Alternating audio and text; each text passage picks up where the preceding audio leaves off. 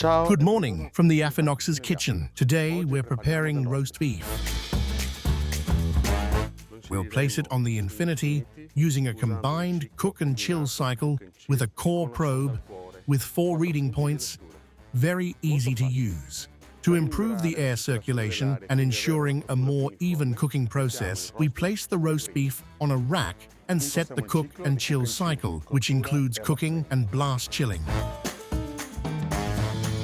We insert the product into the chamber and place the probe in the thickest part.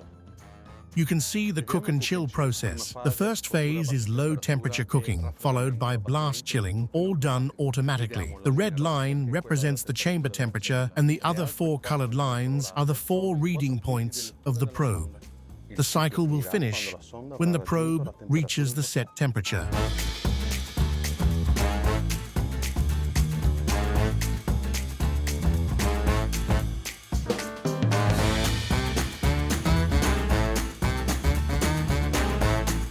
Herb roast beef with confit cherry tomatoes.